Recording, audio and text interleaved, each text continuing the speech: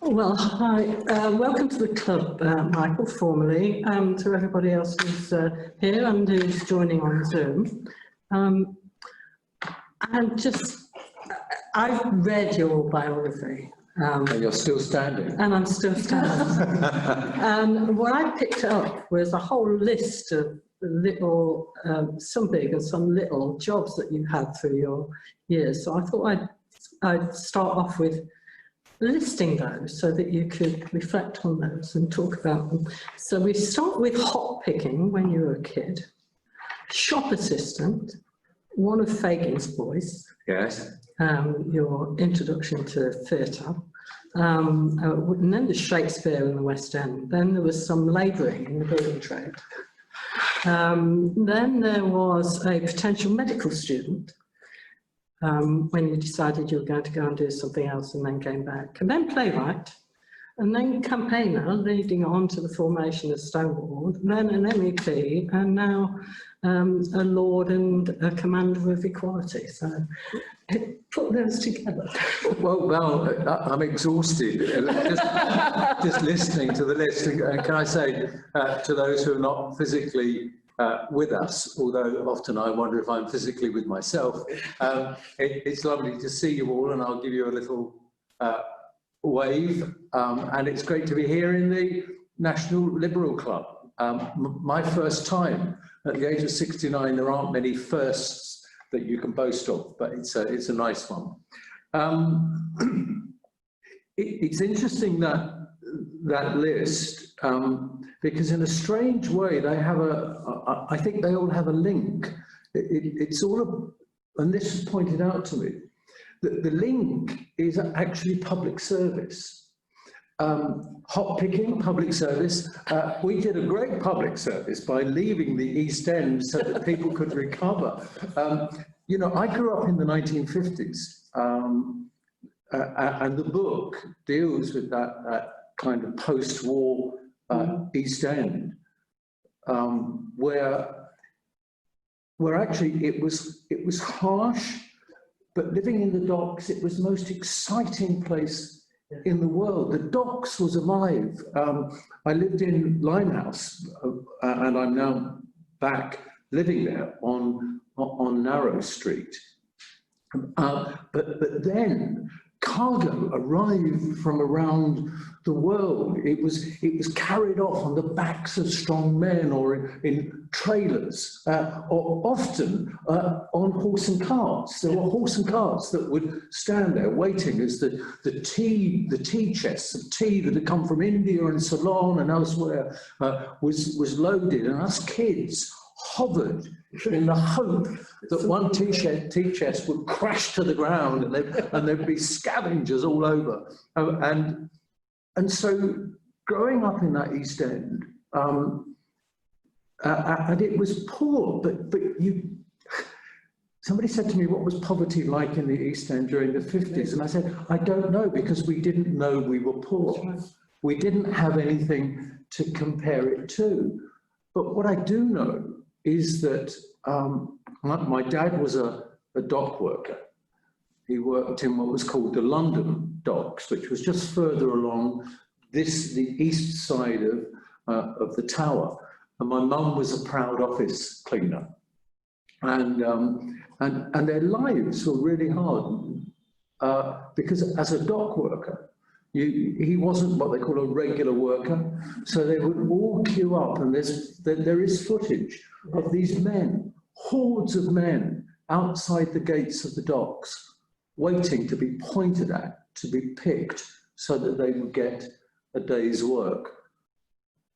My fear is that COVID, post-COVID, and Brexit, we could very well get back to those awful situations, and I don't exaggerate in any way. But what was interesting was that my dad, as soon as I was born, the second thing he did, first thing he did was got drunk.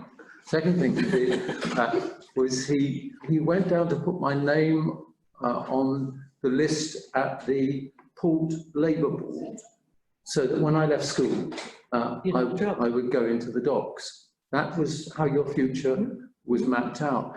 If my mum had had daughters instead of sons, she would have taken them office cleaning at the earliest age to learn what we had to do. Now, my mum must have known I was gay very, very early on because she took me office cleaning.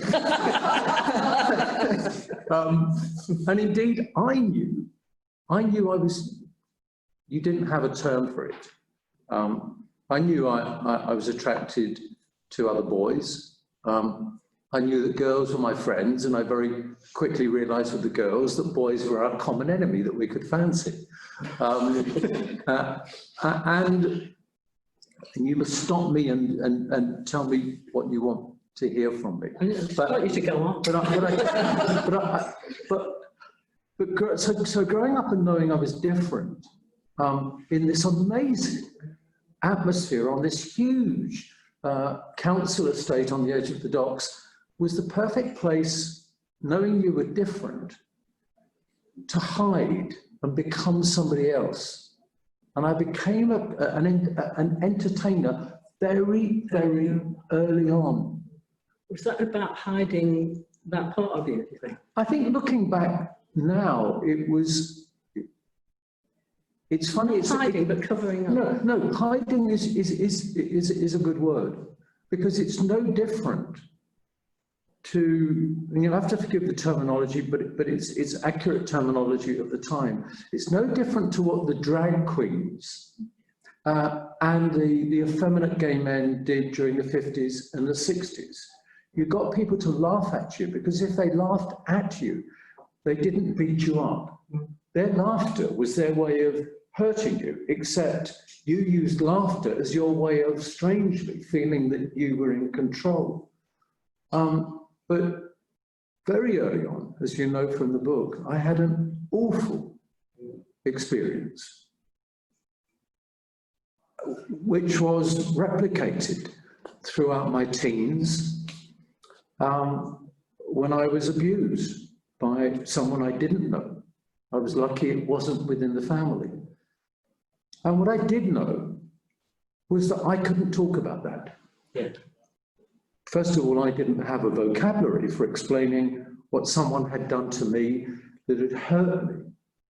But what I did know was that if I caused trouble, then I would be the trouble. And I think that again goes back to taking on board these characters, these singing, dancing, entertaining, and trying to belong.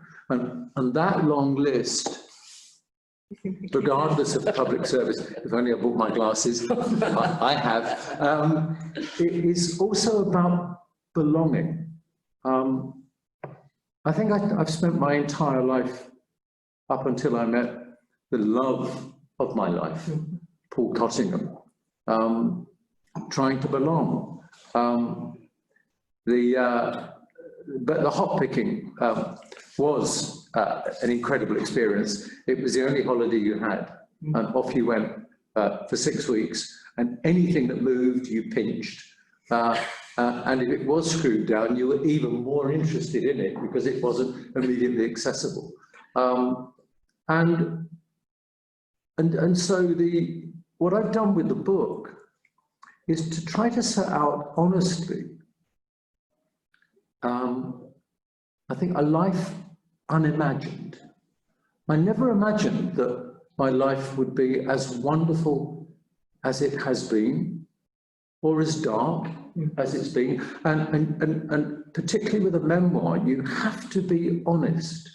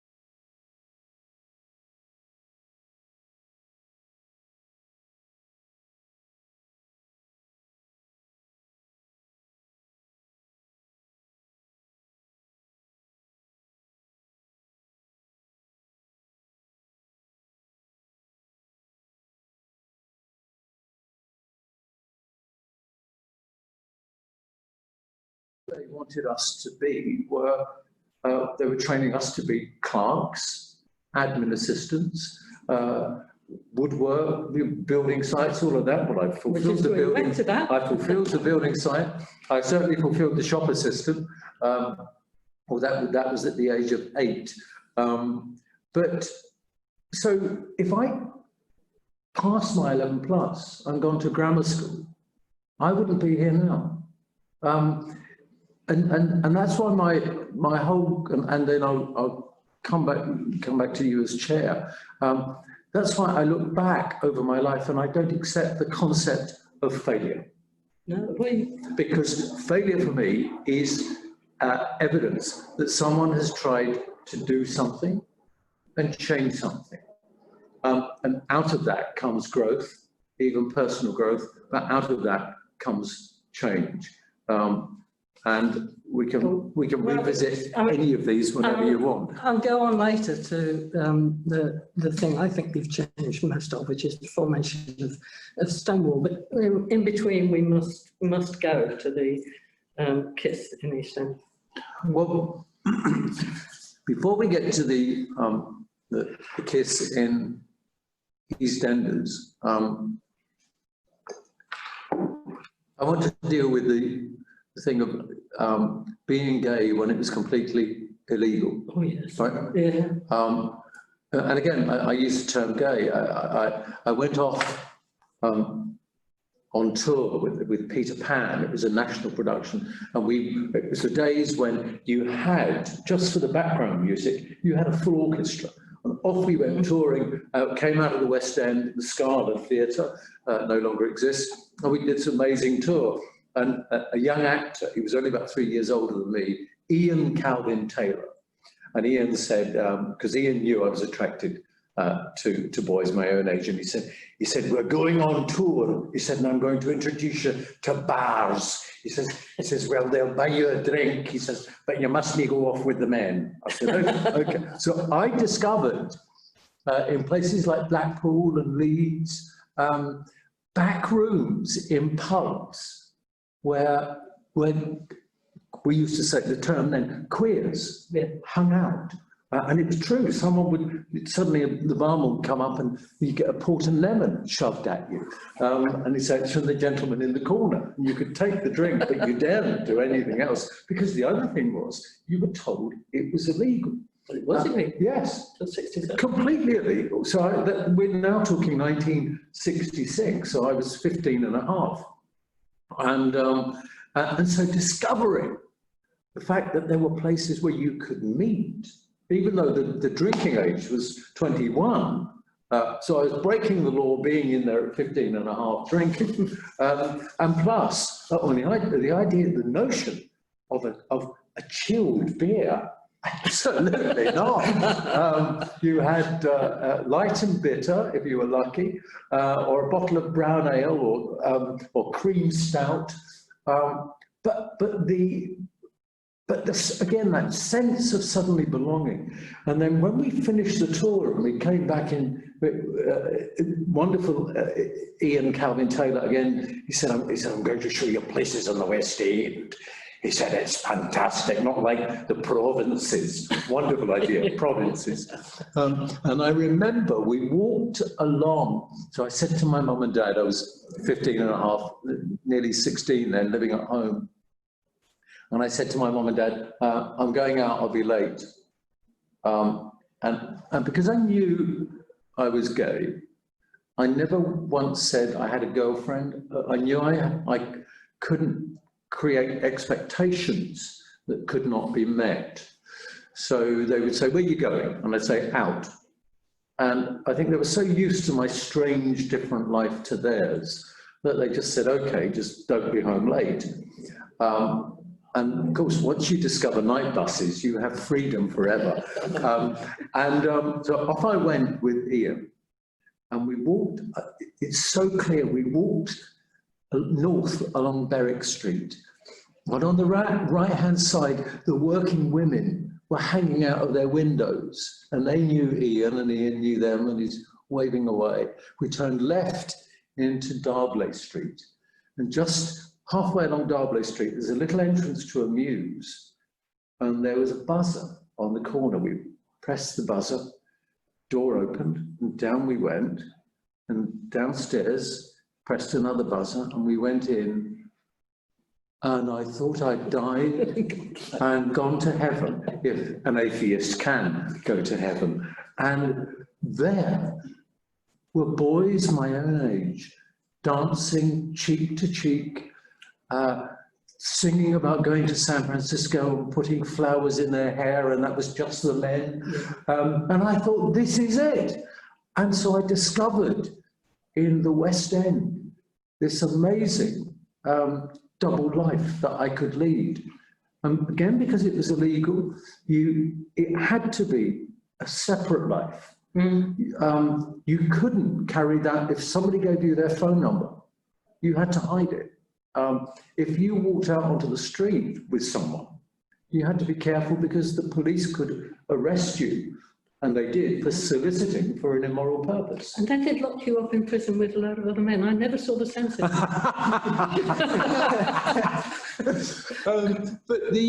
So that again, I mean, going back to the book, what I've tried to document is what it's like growing up when you're told you're illegal. And actually, instead of, and I remember when we had the big debate about an equal age of consent in the late 80s, going up into the early 90s, and then 94 when it was reduced from 21 to 18. This idea about they needed to protect young people. Well, if you protect young people, you give them the equal protection of the law. I couldn't, as a young gay man, go to the police because the immediate question would be, and indeed I record it in my book, and I'll mention that and then I'll finish, because they'd say, well, what did you do to entice this man? But we were lucky in Darby Street at the Deuce, the club, because opposite was the lesbian club called the Subway. And they loved nothing better than if a young guy went over about my age and said, can you help me because some of the older gay men are hitting on me too hard. They love nothing better than rolling up their sleeves and going over and duffing up an old queen, if you'll pardon the expression. But it was there at this club at the age of 16 that I met this amazing man and I fell in love. And he was 8 years older than me. The idea that older men were predatory, anything but, I had to chase him into the ground. And we were together for 9 years. An amazing, formative relationship for me. And during our relationship, again, he was 24, I was 16. And during our relationship, a heterosexual man whom I knew decided that as a gay man I could not rebuff his sexual advances, and he attempted to rape me, and I couldn't go to the police. The next day when Lee saw me, Lee was my then partner, because I'd been beaten up. And he said, we can't go to the police because who will they believe? Will they believe a heterosexual married man? Or will they believe us? And at that time, I was 16. The age of consent had just, no, I was then 18. The age of consent had changed, had been introduced with decriminalisation to 21. So I was still we were in an illegal relationship. And that is the stupidity of the law when it fails to dismiss equality and sets kind of benchmarks as to who can and cannot have the protection of the law without the draconian conviction and stigmatizing of the individuals concerned. And that's taken us a long way from the kiss in Eastenders. Well, if you don't want to talk about it, that's fine. It's I do. formative. No, I do. Everybody remembers it. But Well, okay. And will we be doing questions amongst? Yeah. Good. I don't know how long we've got, because those who are listening will know that I'll talk as long as a lamppost stands still, and they have a tendency to stand still. Again, I did an interview last week, and a couple of things came up. It was interesting. It was I won't mention the newspaper because I shudder. Thankfully, it wasn't a Murdoch newspaper. Interesting. I encourage everyone to watch the Murdoch documentary going out at the moment. Yeah. This idea of the separation of powers between politics and the fourth estate, absolutely not. He's back. Arguably, he never went away, but it's back. He's back, and it's worrying and it's dangerous. But it was about Eastenders, and he said, well, there you were, Michael, in Eastenders, having that first gay kiss in. It wasn't a kiss, it was a peck on the forehead. Yes, that's right. 1987.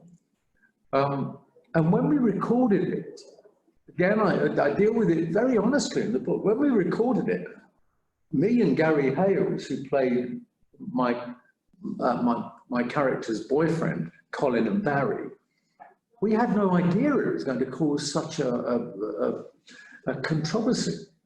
It was, Colin just kisses him on the forehead as he leaves. Well, there were questions in Parliament. Well, before I went into the show, when it was revealed on the front pages of that well-informed newspaper, I'm being sarcastic, The Sun, the headline was Eastenders. And it had my photograph and how I was going to go into the show, and as gay men we would puffs, they said, we would be demanding gins and tonics at the bar, and I think it's the least favoured drink of most gay men. Anyway, and there were questions when it was announced I was going into the show, because what we have to remember. And remember about the subsequent first anti-LGB law in 100 years. Clause 28, it became Section 2A of the Local Government Act, banning the so-called promotion of homosexuality. I say so-called because we said to the government at the time, tell us what you mean by, give us a definition of promotion. And definition came there none. Because during the early 80s and right the way through into the 90s, we were living with AIDS and HIV that was described by the popular media as the gay plague. The Chief Constable of Manchester then, James Anderton, said that gay men were swirling in a cesspit of their own making. And at a time when a group of men, and it was primarily men, should have been given support and understanding, we were met with stigmatization, discrimination, defamation. And into this, Thatcher then brought Section 28, which was there to appease, in the words of Michael Howard, their right-wing wolves. Isn't it interesting that we are a piece of meat thrown to right-wing wolves? And so the BBC were incredibly courageous to bring in my character. And that's why there were questions in Parliament as to why a gay character was introduced into a family show. And when we had that kiss, where they called for the show to be, for the characters to be axed, and if not, then the show to be taken off, there were the usual rent-a-quote MPs like Terry Dix. And it's all there. It's all there in the book. I've got a great memory and a great library of cuttings, and so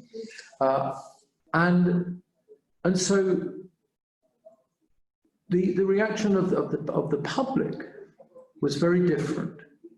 And I remember I used to have in my dressing room the letters in like the nice fan letters, and then the nasty ones. And generally the good ones were always slightly above the nasty ones, except I didn't know that the BBC were keeping back the worst of them. Indeed, I was placed on the a right-wing hit list along with others. But there was this amazing letter that came, because the show then went out twice a week to, on average, about 11 million viewers, because we only had 4 TV channels, not because we only had 4 TV channels, we were a wonderful show, but we had, then the show was repeated on the Sunday. And I got a letter, and it said, she said, I watched the omnibus on Sunday with my 2 sons. I think she said they were aged 7 and 9. And she said, and the 9-year-old said to me, why is Colin kissing Barry?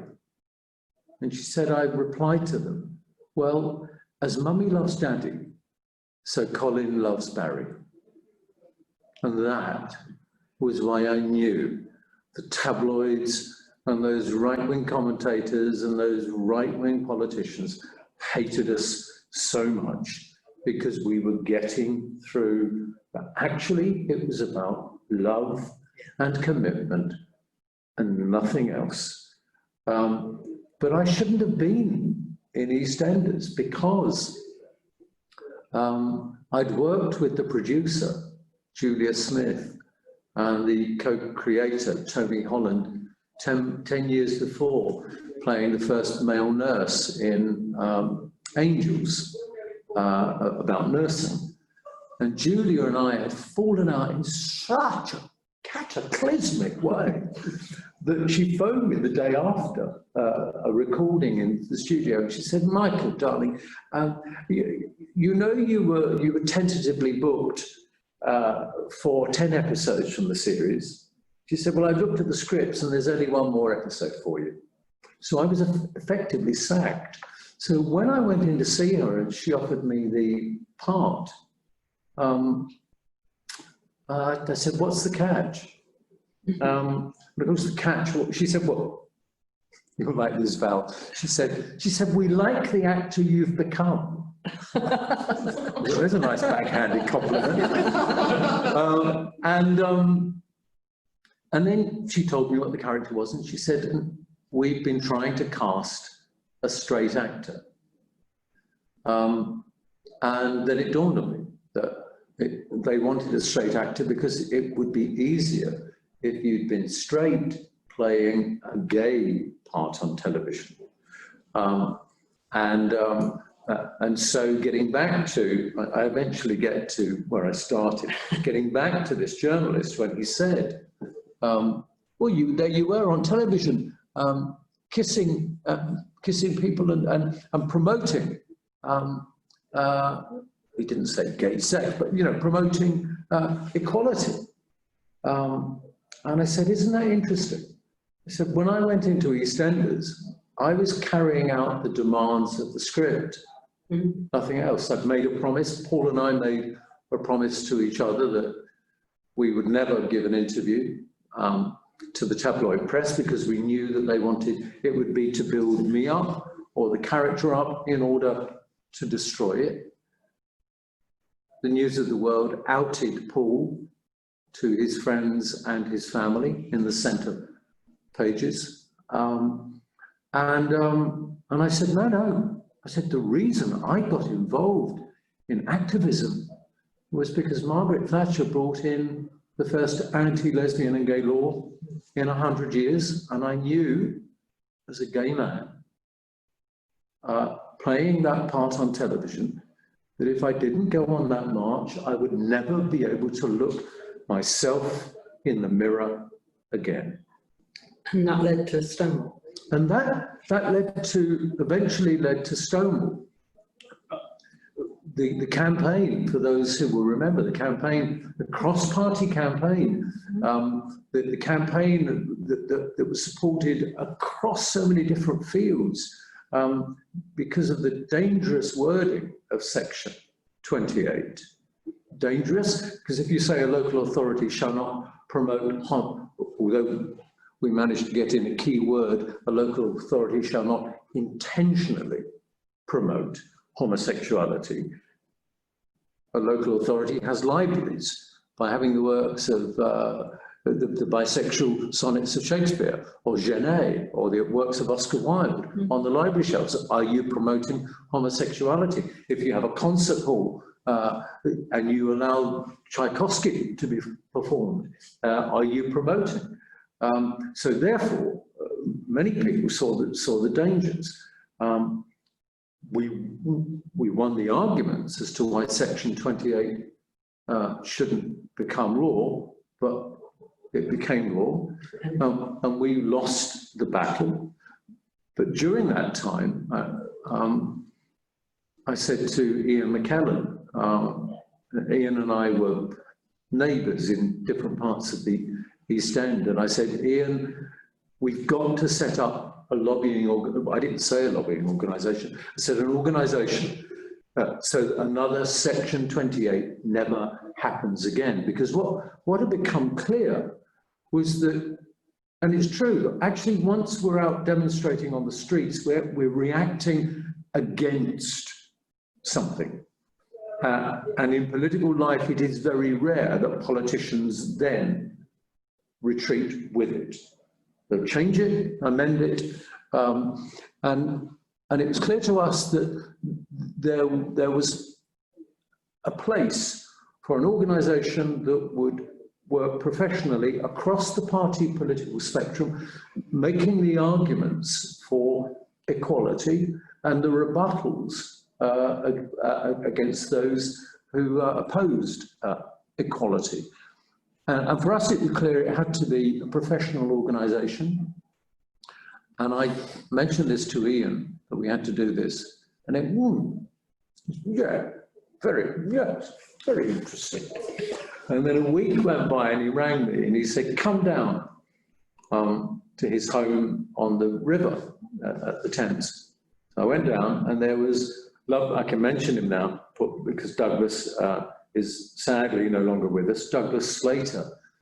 Douglas had been our mole in the government whip's office in the Lords.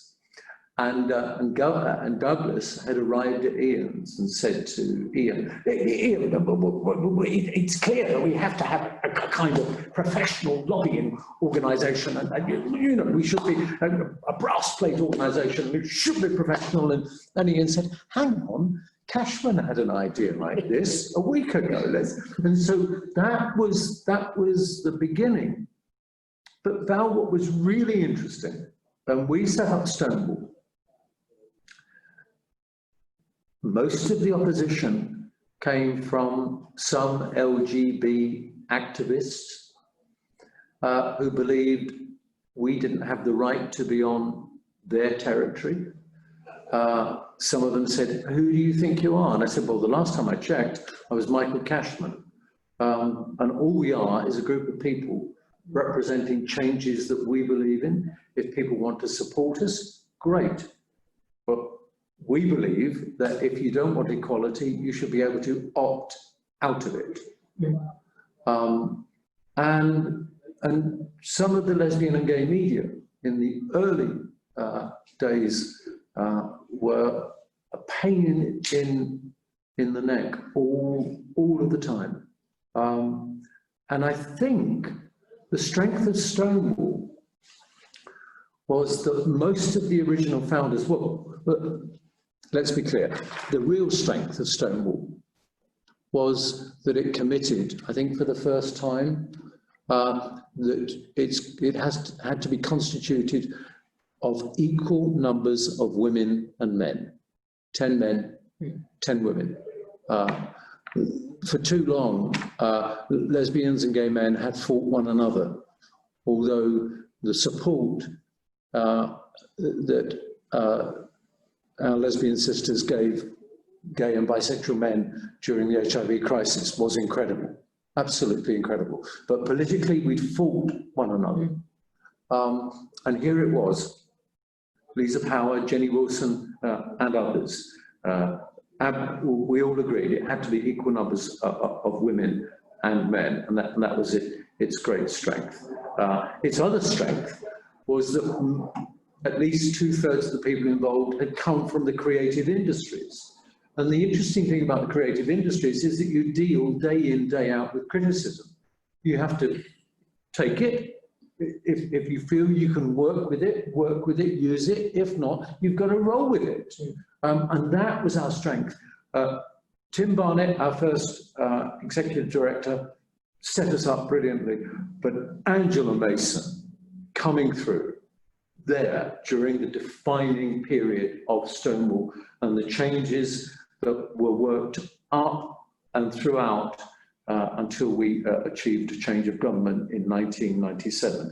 Angela, quite rightly, deserves the tributes for that.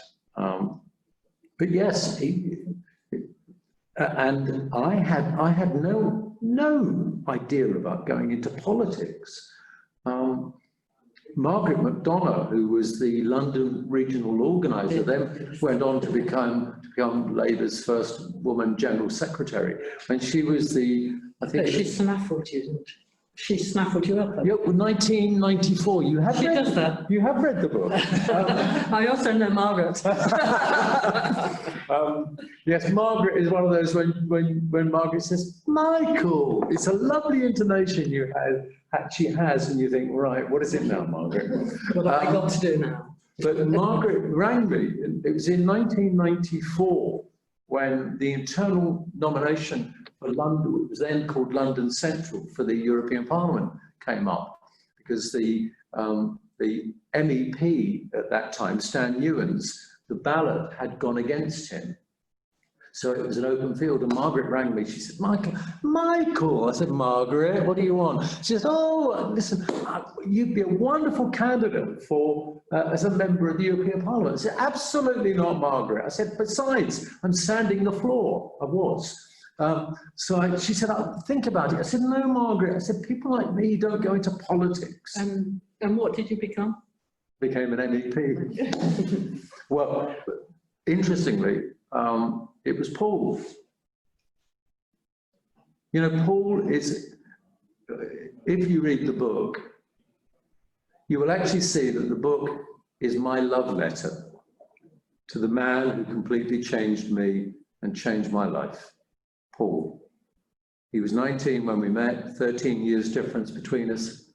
I pushed him away. He was too stunning, too beautiful, couldn't work.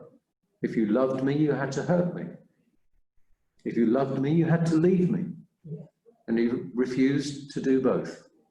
And we developed the most amazing relationship that was not condoned by many. Thank God, because you don't enter a relationship for it to be condoned. You enter a relationship for it to work between you, so that between you develop it. And it was Paul who said to me when he came home, I said, Margaret McDonough's rang, and he said, oh, what did she want? And I said, she wants me to put my hat into the ring as a member of the European Parliament. He said, you'd be brilliant. I said, would I? He said, yes, you shout at the telly all the time. You'd be wonderful. But again, you know, looking back, I didn't go to university. Yes, I tried to study medicine when I was 25. When I saw, you know, I won't tell you what happened in case you do read the book. But something happened to me, and I just thought, I've got to study medicine. And so off I went I phoned up the University of London and said, what do you need to study medicine? And they told me what you needed, the O-levels and the 3 A-levels. And I knew at 25, I couldn't spend 4-5 years getting them because I'd left school with no qualifications. I went at the age of 12, really my education finished. I went to a stage school. And so when later, the question of going into politics, no, I didn't go to university. Other people went into politics. And so when in 1995, in 1999, I eventually got elected. It was wonderful because of Section 28, because of the campaign and the battle for equality, I found my voice. And I think we all battled to find where we can belong, where we fit, but I'd found my voice. I think you're being told it's question time. I think it's question time, yeah. I was thinking exactly that without looking at it. First question was from Colin. Colin. Can I just say, Michael, it's wonderful seeing you in our great club. It fits you like a glove. We must be seeing more of you in the club. My question, you've had two great careers in politics and in acting. Which did you find most fulfilling? Oh, Colin, well, first of all, it's wonderful to be in your club. And as someone who looked after the ceramics industry, I'm in seventh heaven, surrounded by these wonderful ceramics. Comparisons are, can you hear me okay? Yeah, fine. Good. Comparisons are odious. The most fulfilling, at the moment when you're acting, it is so fulfilling. But the moment you walk off stage, you're interested in what you haven't done right. Politics for me is the most fulfilling because hopefully if you get it right, you can bring about positive change. Somebody said to me during an interview, and I didn't have to think hard, they said, what is the thing you're proudest of in your life in politics? And it's this: when I was a member of the European Parliament, you know, forget all of the work I did, the Schengen border code, the EU-wide freedom of information, the anti-discrimination legislation, the accession of Romania and Bulgaria and various other things. Forget all that. The thing I'm proudest of is I was part of a small group that managed to convince the Labour Home Secretary that an out 17-year-old gay Iranian should be given leave to remain and should not be sent back to Iran, where if he had gone back, he would have been hung by his neck in public until he was dead. To be able to affect or to be a part of something like that is to recognize the enormous privilege you're given in politics. I think it was, I always pronounce his name wrongly, Khalil Gibran, who said to have turned over a grain of sand in the desert is to have changed the world, and that is privilege. So yes, politics gives you amazing opportunities, but interestingly, the comparison with acting is really the same, because you're never interested in what you've got right. You always flash through your mind, what did I get wrong? What did I say wrong? What could I have done better? But they're both great careers, and in the end, you're judged. It's that lovely line at the end of King Lear, speak what you feel, not what you ought to say. And I think when politicians speak what they feel, and an actor speaks what she or he feels, then people connect. So there is a similarity. I hope I've answered your question, Colin. Yeah, terrific. Thanks, Michael. As a young LGBT individual, I'm gay. I'm fascinated by your works and your adventure, I would say that. I want to ask, like, in those countries like in Russia, Pakistan, or even China, where the media and education controlled by the state, censored by the state, they don't teach about gay rights or anything like that. So how can we promote like gay rights in those places? Arthur, thank you for reminding me about the work that still needs to be done. The universality of human rights needs to be recognised. And I always say, if you don't want to deal with it from the concept of humanity, I'm a great believer as an actor, something that Colin mentioned there, that as an actor, I think it should be equally in politics, that you must have the ability to stand in the shoes of the other. And if you do, then you connect, not only in an intellectual way, but in an emotional way. The only way changes of any lasting value will come about in places like China, Uzbekistan, Russia, indeed parts of Europe, Hungary, Poland, is that the changes have to come within. So what we have to, through sustaining the activists there, echoing what they say so that they're not lone voices. But for me, the call for change needs to be from within. And where it's not from within, this is one of my frustrations, that we're leaving the European Union. You know, Europe, the EU, born out of the ashes of the Second World War, born out of the concept that country would not fight country for coal, power, steel, land, that we wouldn't turn our eyes away when a group or an individual or a country was targeted and scapegoated.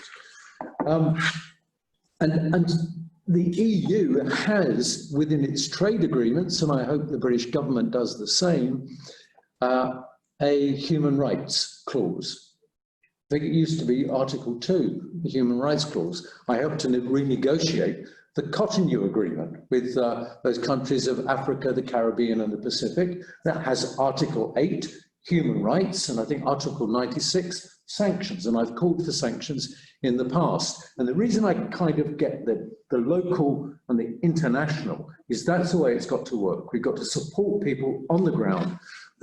We then have to look at our trade agreements, because it's trade and the exchange of goods and capital that elevate human rights to a different level.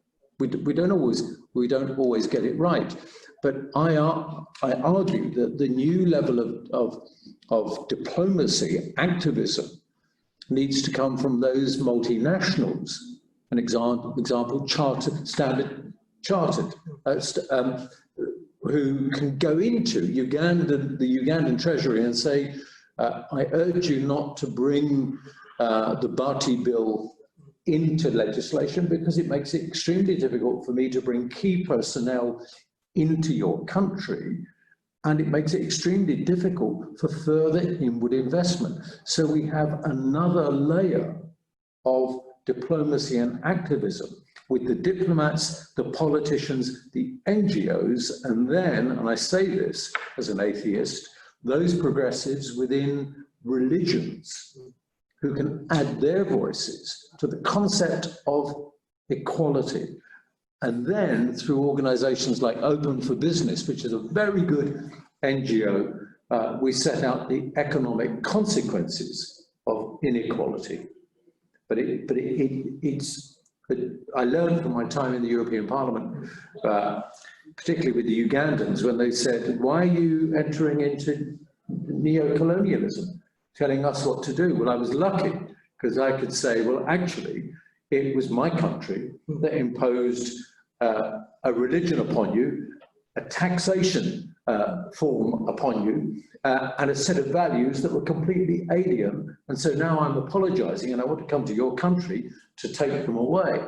But in reality, it's supporting organizations and activists on the ground that is the key to lasting change. I mean, sorry to interrupt. My question is more like about, as you said, I agree with you that it has to change from inside. Like Russia, the majority of people, they don't support gay rights. So what can we do to help them? Well, I think it's the question. Yeah. what we can do is, well, first of all, we have to deal with the reality that Putin, the more Putin is depicted as being wrong by the West, the happier he becomes.